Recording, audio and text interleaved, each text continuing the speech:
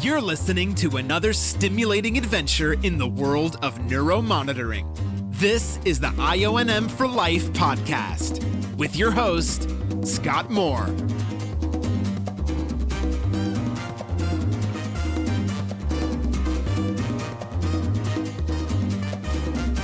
This is the IONM for Life Adventures in Neuromonitoring podcast, radio-free neuromonitoring.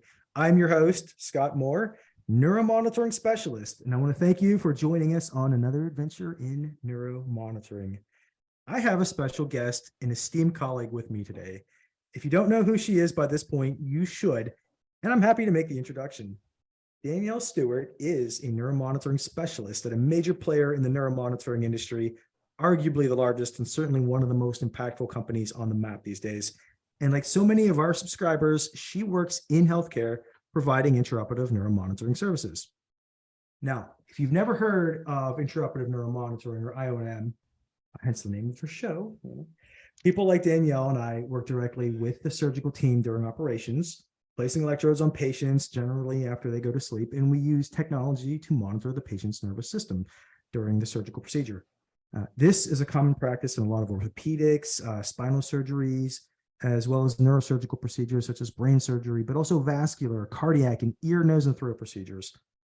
We can provide the surgical and anesthesia teams with real-time feedback on the patient's neurological status and give the surgeon early warning on potential critical situations, allowing for the surgical team to make interventions or changes in their surgical approach, which can result in better patient outcomes. IONM is a very valuable asset to healthcare and a very rewarding career option if you want to work directly as part of a surgical team for the patient's sake.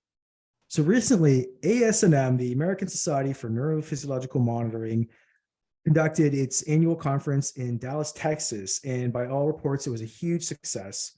Conferences such as this are great opportunities, obviously, for professionals such as us to go learn about a profession, but also to informally network with some people across our industry from different companies, different states, different countries, who do the same thing we do, and learn from them and just kind of get a feel for what life is like in their part of the world, their part of the industry. So a picture has been circulating on LinkedIn, which shows a room full of people at a very formal dinner during this conference. Some of the most eminent names in our field, some of the big players that really drive our industry forward and really represent kind of like the apex of our field. And someone like me, I would love to have been just basically sitting in the corner and just listening and taking notes and learning from such people while they were having their general conversations about the state of the industry. Now, while this was all going on, Danielle Stewart, our guest, actually was doing something very similar. She hosted a happy hour where a number of people from across our field who work in intraoperative neuromonitoring showed up, both neurologists and neuromonitoring specialists such as Danielle and myself. So first of all, let's introduce Danielle. Danielle, how are you? Hey, I'm good. How are you? I'm doing great. It's good to have you in the program once again. Danielle was one of the first guests on our program, so I want to thank you.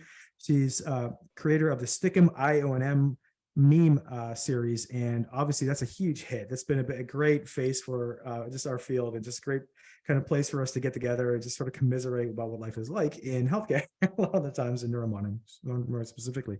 So you can check out her content here. We're going to post up a link on the website, and definitely check her out on Instagram.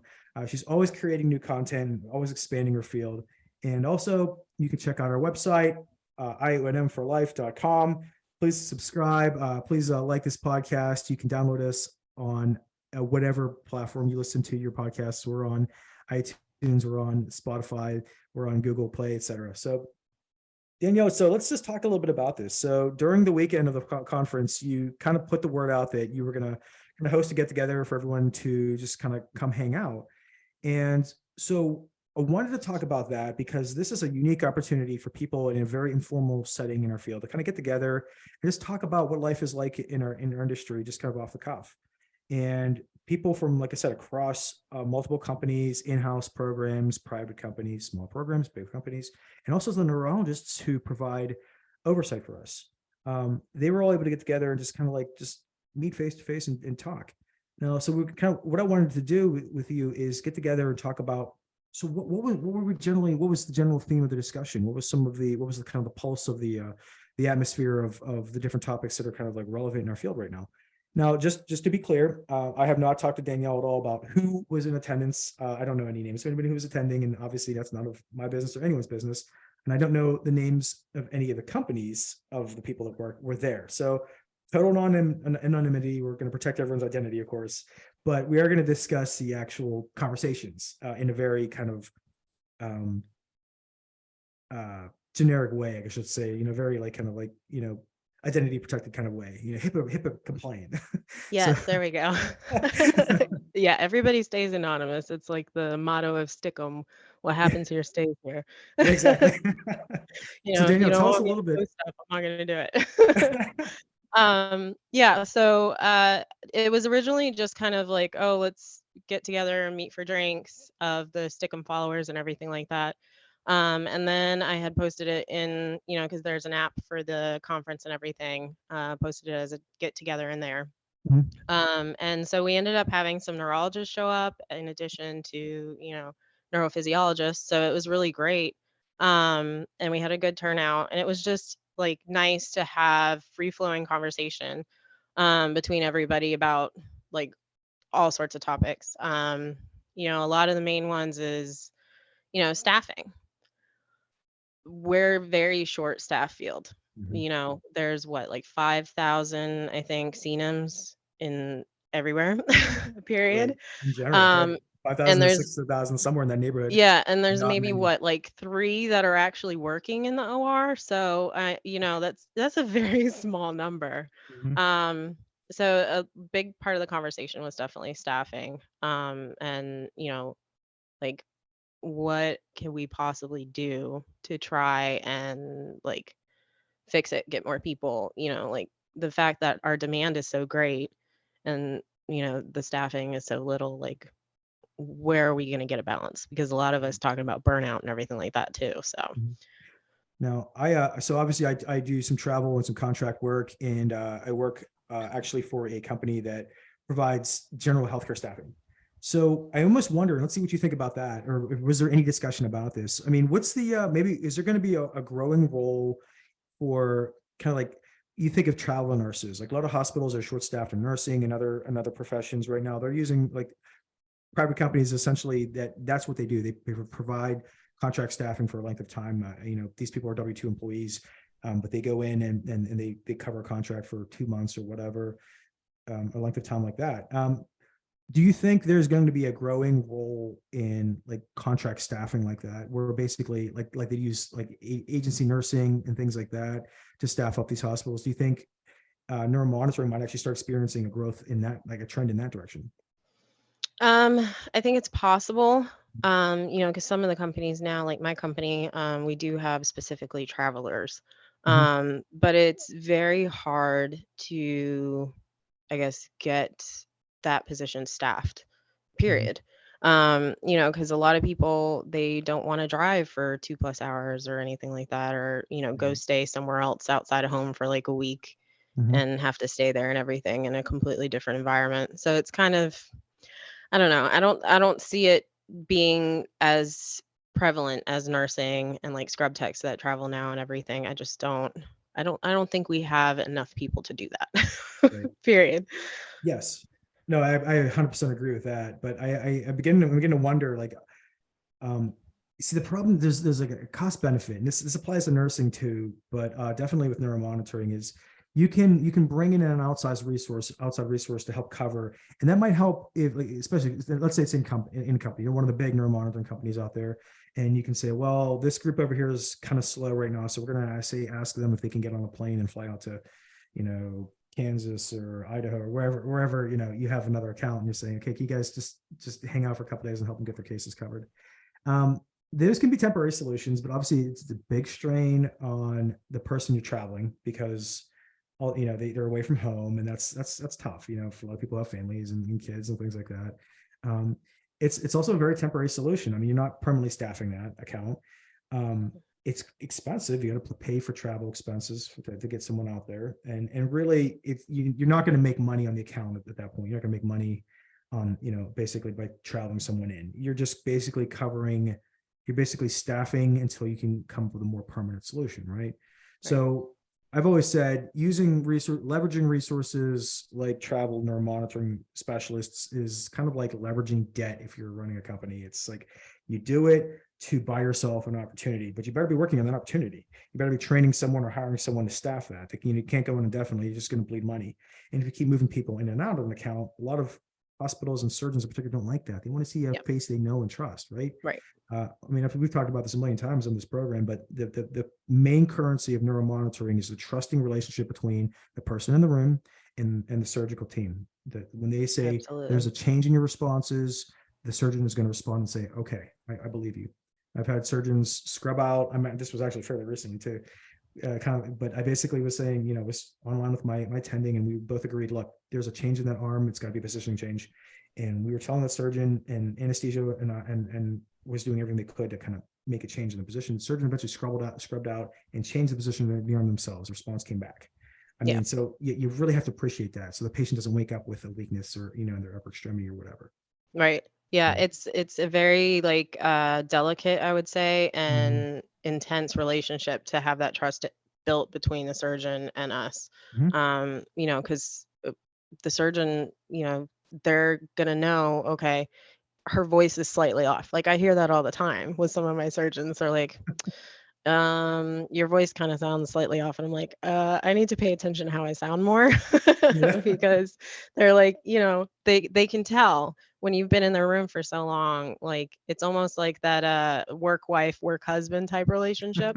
Like each other so well and you built Mhm. that trust. And so to try to have a traveler to come in and like even if the traveler is there long enough that they develop that trust, well Mhm. then that person leaves and now you have somebody new and so then you have to start from scratch yet again. Yes. Yeah. Well said.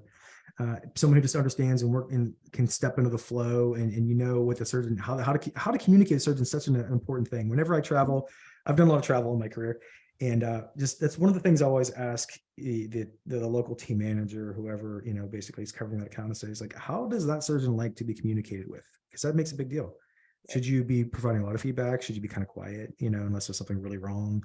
I mean, should you say, we have, you can talk to a surgeon, you can give them jargon, and sometimes they can turn around and say, well, what does that mean? Right. And it's important in that, so you can't just have low context. If your oversight doc is reporting saying, hey, we have a change here, and you're reporting that to the surgeon, you've got to make sure that you are that critical link to say, so the surgeon understands the significance of what the rating doc is telling you, saying, they need to get the blood pressure up in this patient, for Yep. example, because, we're not perfusing effectively, and we're starting to see that in responses. You need to be able to communicate to the surgeon in a way the surgeon is going to recognize, respect, and act on that. Yeah, absolutely. Absolutely. And that comes from having a good relationship. And sometimes you can't get that if you're traveling people in and out of an account, right? Obviously. So just to kind of backtrack now. And so we were just talking about reading docs. So you had some neurologists on site, and how cool was Yes. that to That have? was very cool. Yeah. Honestly, it was an awesome experience for me, and I think some of Mhm. the other neurophysiologists, CNMs, and everything, because we don't really have face-to-face time with any of Mhm. the remote Yeah. neurologists that we work with or anything.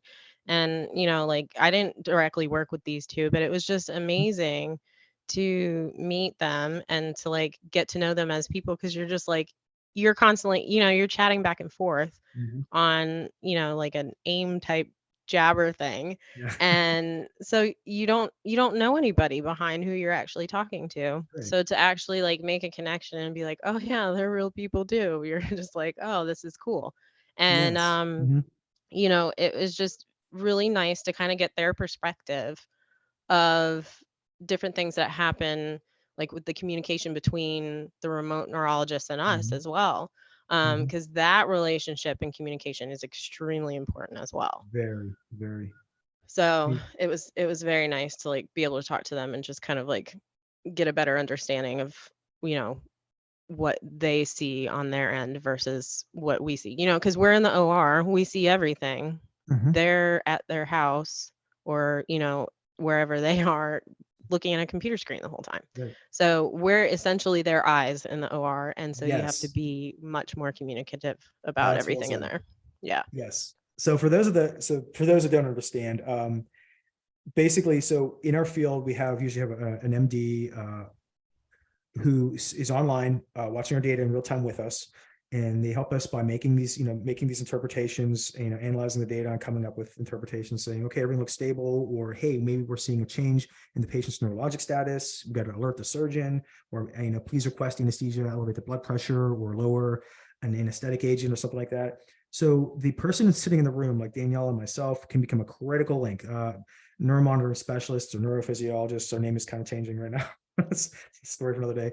But we become this critical communication link, where the oversight doc is sitting in an office at home, wherever, watching the data, and it's telemedicine is what it is. But basically they can only be as effective as the data that we can provide them about what's going on in the surgical procedure, the anesthesia, where their eyes, where their ears, but also their hands. I say, hey, can you go check and make sure that these electrodes are positioned properly? Maybe you need to move them back a little bit or something like that.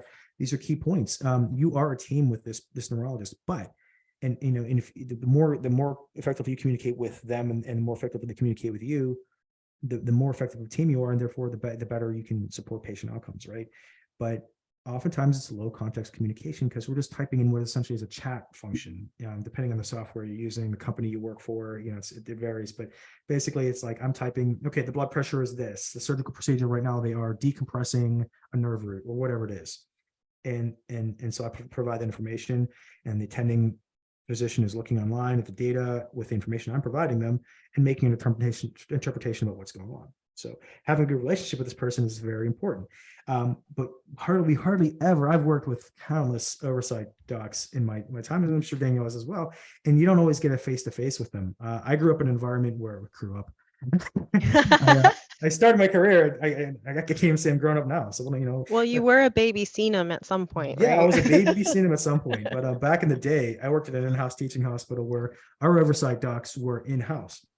So if I could communicate online and say, hey, I think we're having a change, that oversight doc could come from their office and walk right in the room and see what's going on, which was a huge benefit when you're just learning this That's field. nice. It's a real absolutely. nice feature that is exceedingly rare, unless some in-house programs get that too, but it's exceedingly rare these days.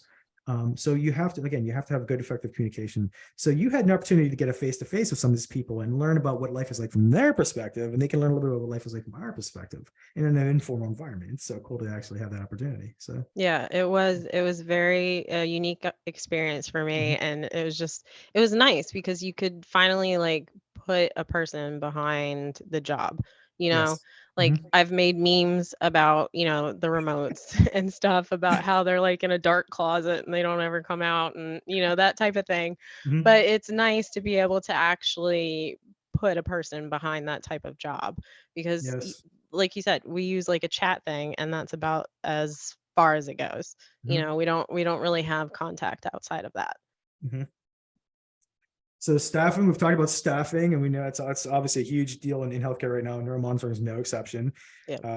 Relationships with our oversight docs. So what else? What other were some like good conversation lines or just good takeaways from this talk, this time?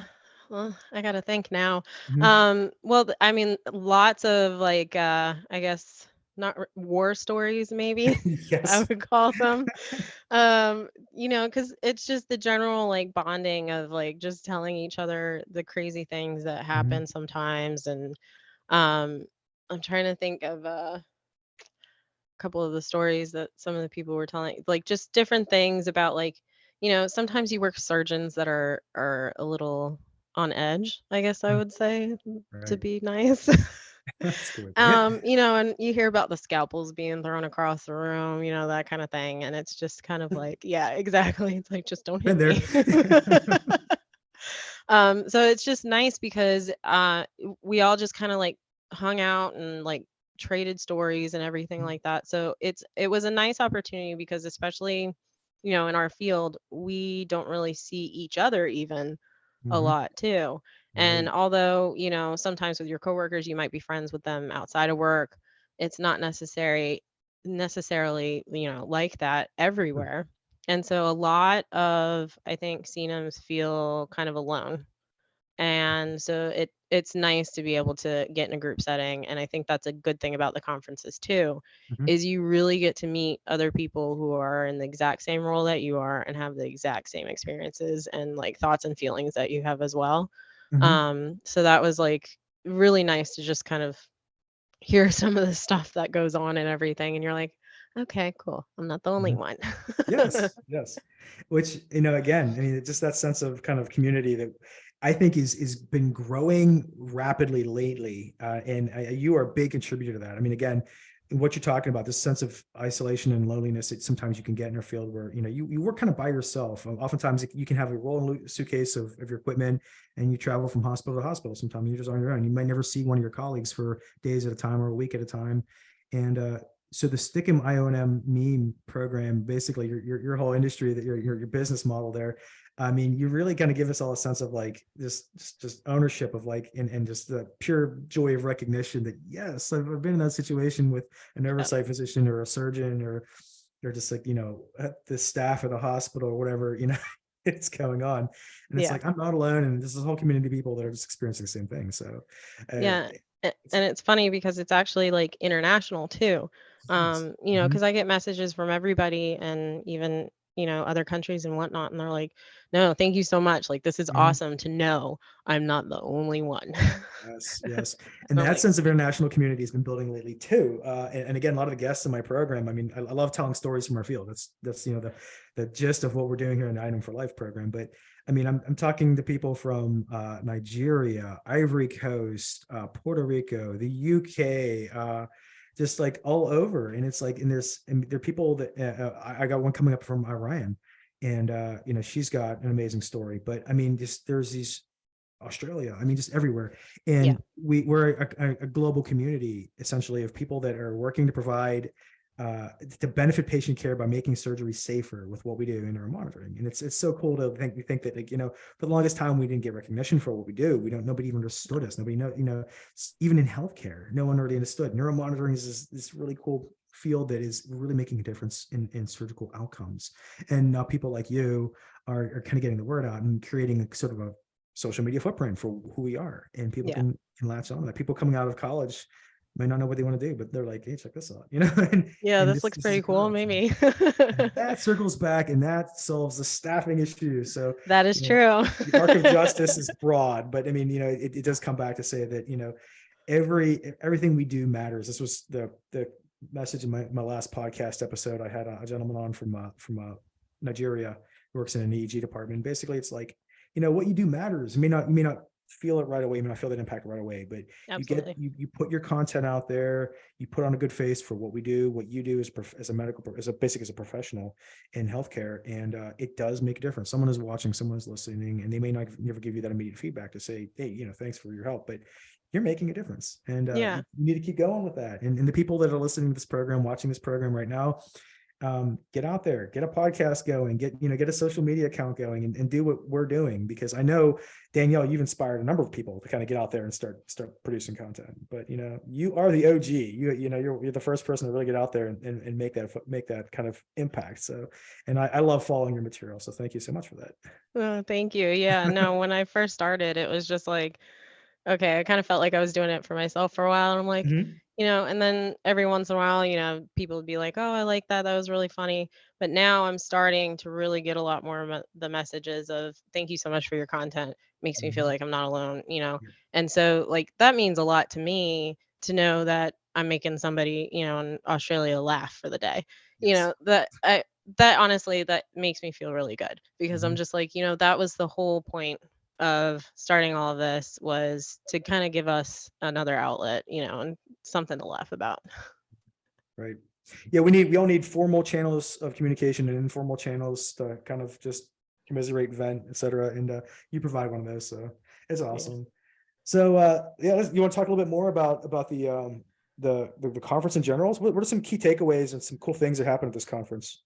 It was really good. So it was hosted in Dallas. Mhm. So everything's bigger in Texas. Uh, but it was really good. I think that the one thing that I would have liked a little bit better is the first day they had two different tracks. The Right. first track was like more basic spine kind of modality type things with that. And then Mhm. the second track was like more advanced cases, so your craniotomies and all that kind of stuff. I think that it should have been more track 1 on one day, track 2 on another day, because there was so much that I like looked at the list and I'm like, "Oh, but I want to go to that, but I want to go to that." And it's Yes. at the same time and you're just like, "Ah, no, I can't." FOMO. So I think that would have been a little bit better, but I mean, Mhm. all the speakers and everybody that was there, it was just amazing, like That was just an to hear. incredible Yeah, lineup. Some of the topics, I'm like, oh man, I wish I could have gone. I had to you work. missed a good one. Someone had to stay But behind to hey, cover you cases. had reasons. Yeah. No. So, It was honestly really good, and then mhm, just to be able to meet everybody from all over the place, yes. and kind of like meld minds on different issues, and like to be able to talk about like, okay, well, I had this issue with this case, what do you think? And it's Mhm, just great to hear different perspectives and everything, because you have different mindsets from all over the place. Like I'm not nearly as academically intelligent as some of the other people that we work with. And so when I ask them anything, I know that they're going to give me a little bit more detail and like information of, what I'm looking for, where I wouldn't be able to explain it the same way they could. yeah. I'm more the I dumb it down for the people type. Mhm. Yeah, exactly. Uh, uh, But I mean, I think that's important. I think it's important to be able to speak at different levels about, what we do, healthcare and science, the science behind what we do. But I mean, it's always good. I mean, to be like, hey, look, I've been in this field a long time. I've got a lot that I know and a lot I can teach other people, but there's still a lot I can learn. And everyone you meet, you can learn from in some capacity. I think it's just like, it's really a key especially in healthcare and neuromonitoring. Like, I can learn, obviously from someone like Faisal Jangiri or Rich Vogel or someone like that, the big names in their field. And obviously because, they're just kind of the apex of what we do. But also, I mean, I can learn from a trainee, because sometimes I can learn like, hey, maybe I'm not approaching how to teach this technique properly, or, mhm. maybe they can give me feedback on their learning experience. And, and also like they've learned more contemporarily, they've taken the exam more recently or something like that. And I can learn about like changes in the education and training and testing in our field is, as a trainer. So you should always be kind of like have the door open to learn from somebody, even if it's learning how not to do something. Yeah. Because you will meet those people too. How not to treat people, how not to, I mean, Absolutely. yes, there's lessons, or there's takeaway lessons too that you can learn from someone. So you can always be learning from people. But so well said. So what else you want to talk about? What else was good? What Let's at this see. conference? Well, the food was good. I'm sure the food was good. Yeah. I'm Was such it a brisket? foodie. Was there brisket So, down there? the barbecue was just I'm sure. Good. I got envy for that. and the Tex-Mex, of course, was amazing as Yes. well. Mhm. But got out and about a little bit as well to try to Good. see the city and everything like that. So that was cool. I've been there, been in Um, Dallas for neuromonitoring, and it's pretty incredible city. it's You know, crazy. It's yeah. like, I've been to Miami and stuff like that. And Miami's Mhm. pretty crazy, but Dallas to Yeah. me just seems so much more like, I don't know, like compact maybe. I don't know. Like Yeah.